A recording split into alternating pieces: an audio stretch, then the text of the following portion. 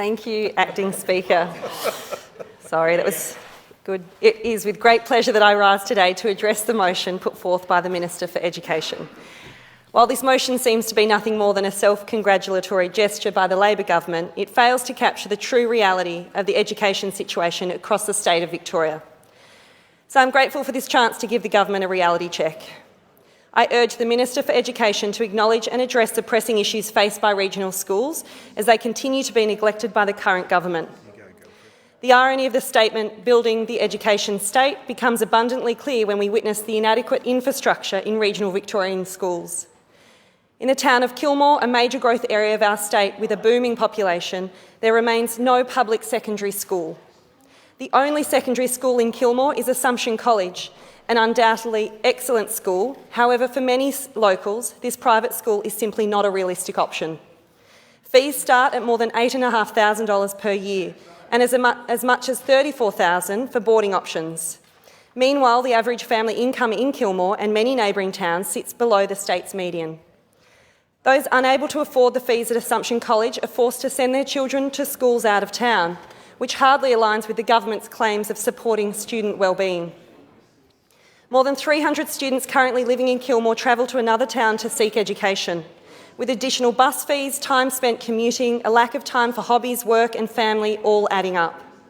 This issue has been raised several times.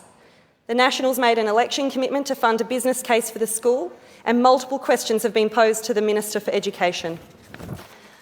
While a site has been identified for the building of this school, in the Minister's own words, there were no immediate plans to fund the construction or building of the school. Meanwhile, neighbouring Broadford, another rising area of our great state, has been turning students away at their local secondary college.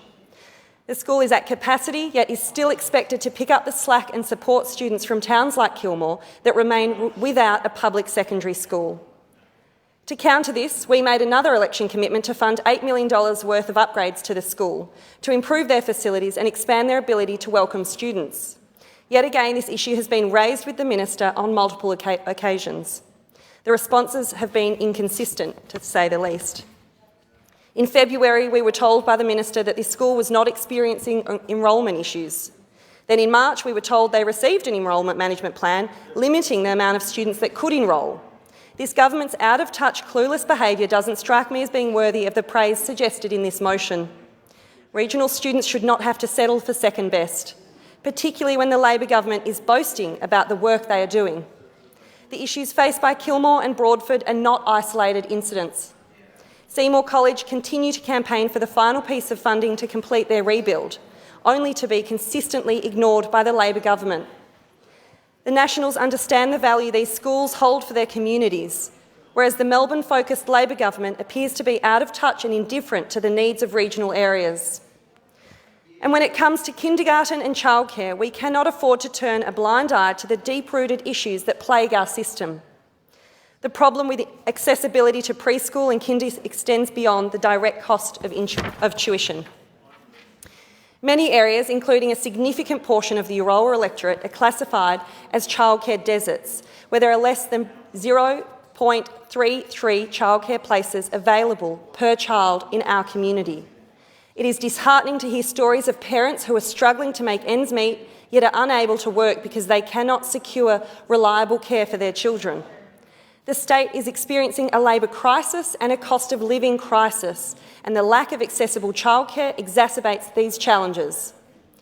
The burden falls disproportionately on parents who are financially strained, preventing them from engaging in meaningful work opportunities that could provide economic stability for their families. Our major towns are not inaccessible backwaters, but they are placed at a disadvantage when childcare is so rare. Within my electorate, we've got huge shortages in Avenel, Nagambie and Seymour.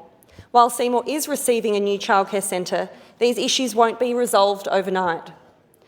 Some towns simply don't have any kinder, which has a massive impact on the town's future, with families choosing to relocate most of their lives to bigger centres like Shepparton. In metro areas, childcare centres are usually separated from kindergartens, whereas this isn't the case in regional areas. An extra kinder place can mean losing a childcare place, and with pressure on both waitlists in places like Nagambie, it's not just sustainable for the community with kids, and families continually missing out. I've experienced this firsthand with my daughter on a wait list for 2 years, and we need to have a serious conversation on reform and simplification to make this process work for our local economy and, most importantly, our families. I might add, my daughter is 2 years old. On a last point, I want to bring up the difficulties my electorate has had with changes to TAFE facilities, particularly in Benalla, where my electorate office is based. The government has proudly announced the availability of over 70 free TAFE courses in an attempt to address Victoria's job shortage and bolster education. While this might warrant a high five and applause on the surface by this government, a closer look reveals a stark reality that this initiative is falling short of making any meaningful impact. In Benalla, the purpose-built facility that once served the community was closed down and handed over to a local Christian school behind closed doors.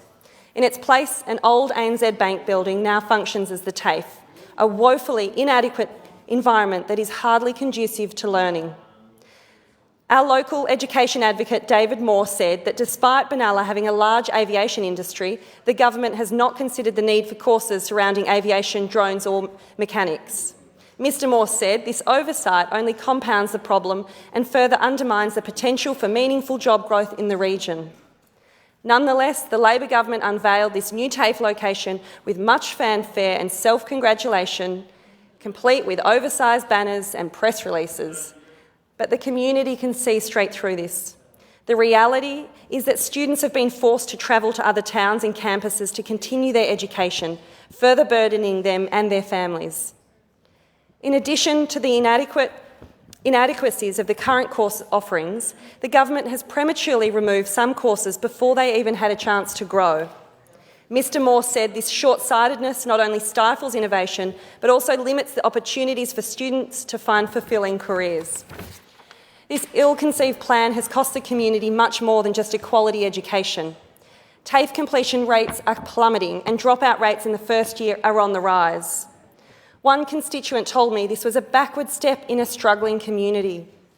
When I hear the Labor government commend themselves on building the education state, I implore them to remove their Melbourne-tinted glasses and face the stark reality of our education system. They must strip away the facade of self-congratulation and acknowledge the ongoing issues with education in regional Victoria. The current government's myopic, Melbourne-centric perspective has left regional communities neglected, burdened and struggling to secure a promising future for our children.